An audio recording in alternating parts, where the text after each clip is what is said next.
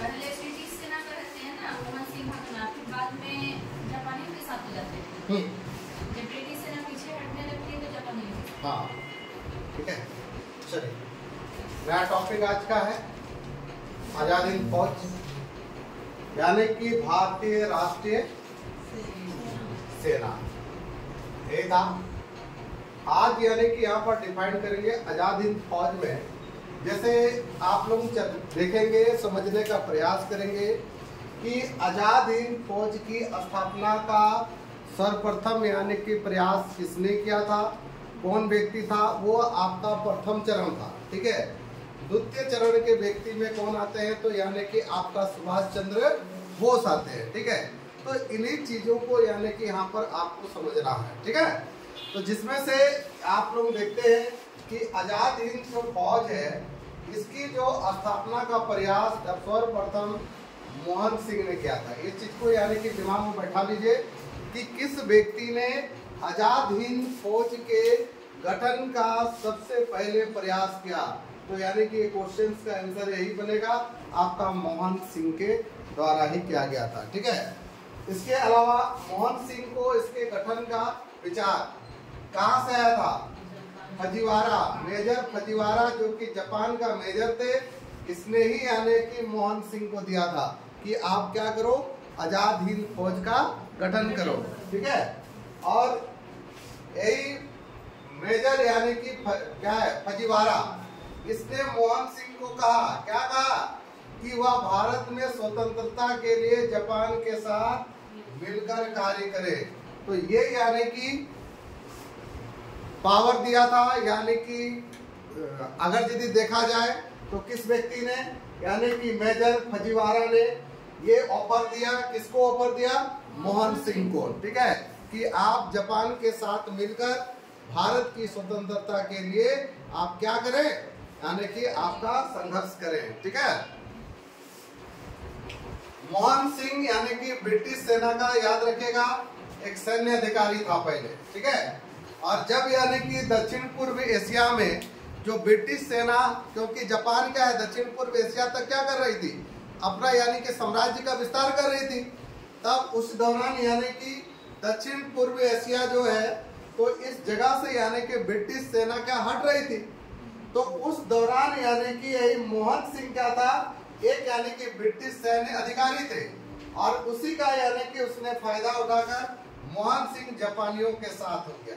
पहले वो ब्रिटिश सेना का अधिकारी था और बाद में वो हो गया आपका, यानी कि आपका जापानी सेना के साथ वो मिल जाता है यहाँ पर। ठीक है। और 1 सितंबर 1942 में मोहन सिंह के अधीन मलाया में क्या है, आजाद हिंद फौज के प्रथम डिवीजन का गठन किया हुआ, याद रखेगा। ठीक है।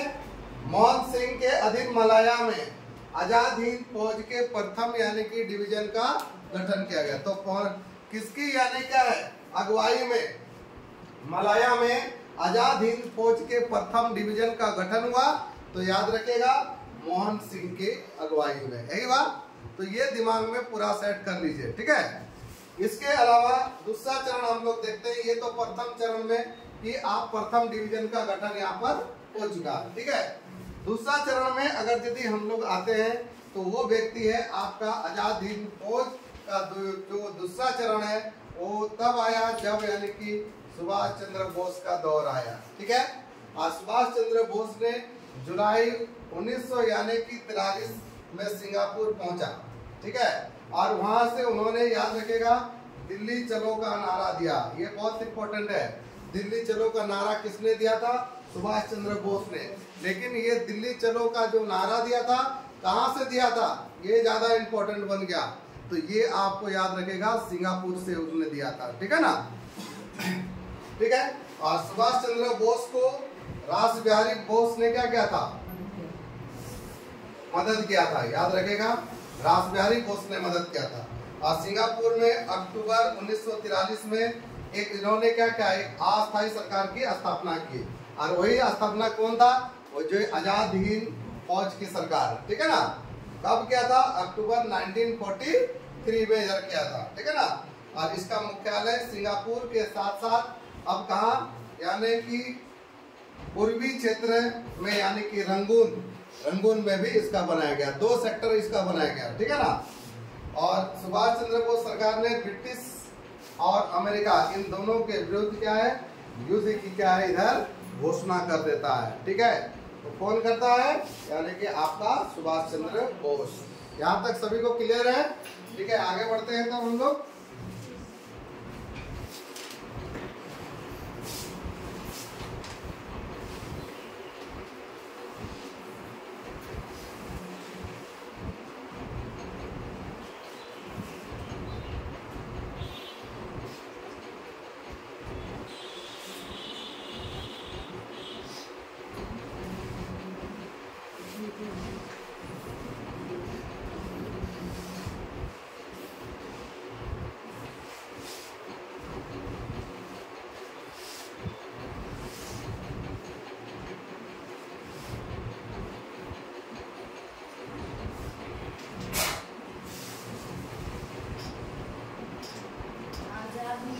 का पहला गठन तो मलाया में किया, फिर द्वितीय में सिंगापुर और कोलंबो।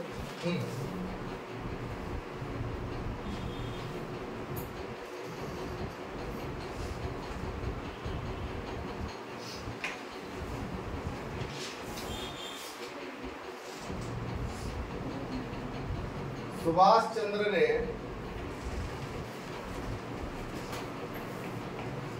रानी झांसी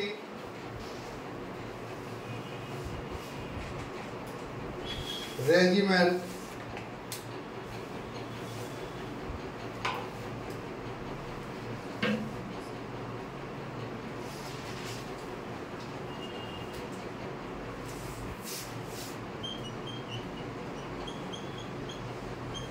के नाम से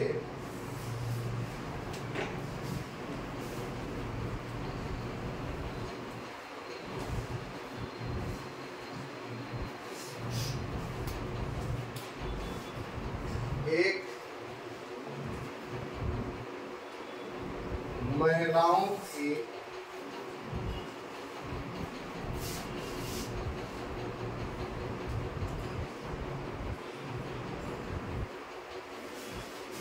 सैन्य टुकड़ी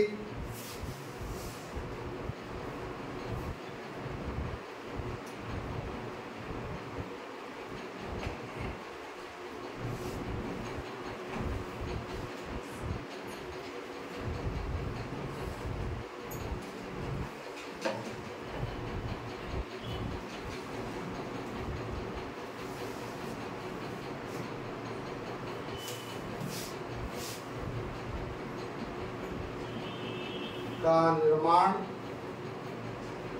किया।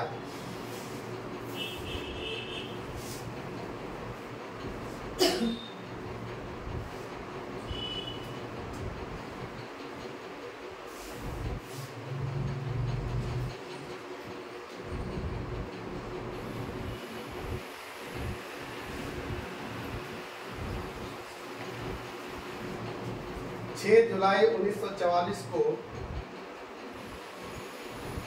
सुभाष चंद्र बोस ने कहा, क्या कहा इस पर देखेंगे।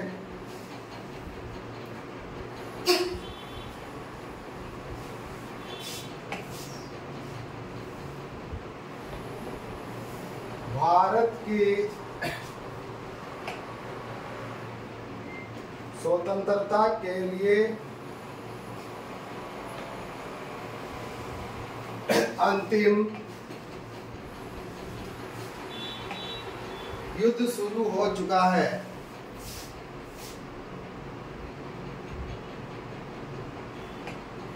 शुरू हो चुका है, अंतिम युद्ध शुरू हो चुका है।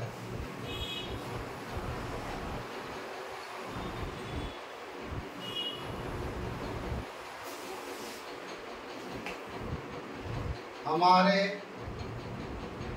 राष्ट्रपिता स्वतंत्रता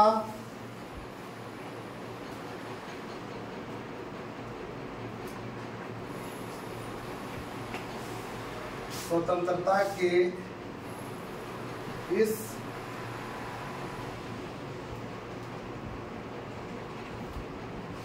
इस पवित्र युद्ध में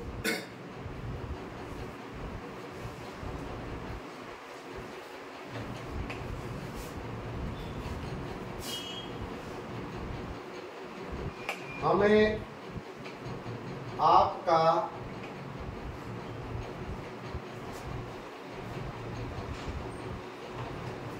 आशीर्वाद चाहिए।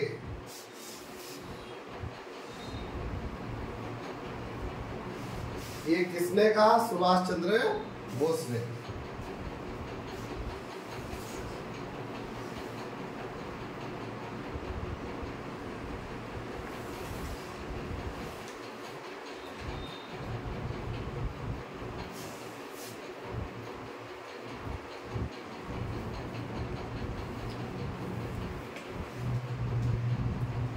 शाहनवाज खान के नेतृत्व में एक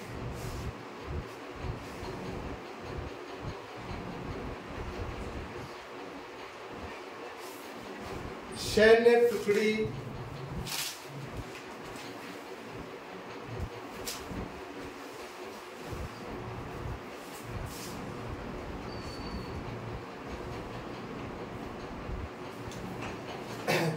जापानियों के साथ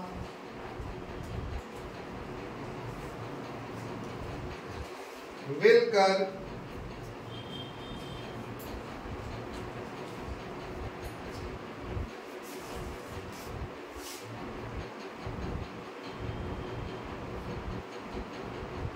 भारत बर्मा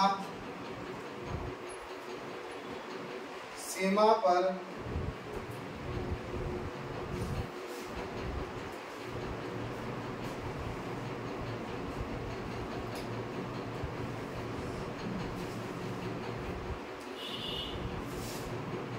हमला करने के लिए गए।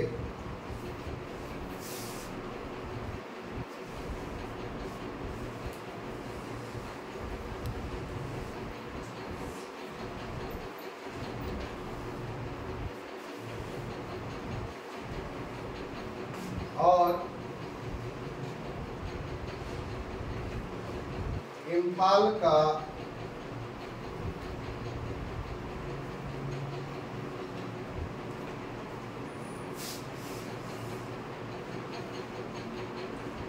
अभियान किया।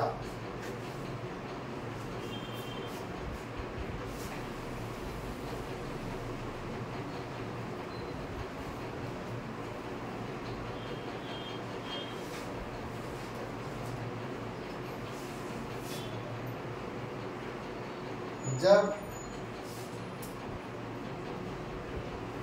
जापानियों की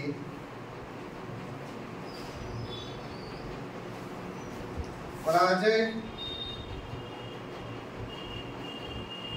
होने लगी तब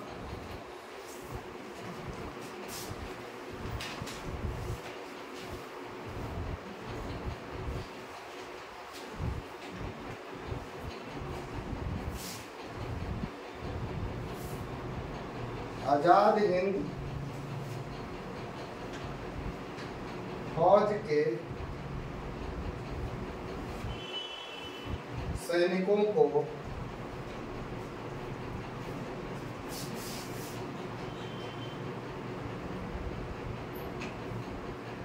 आत्मसमर्पण करना पड़ा।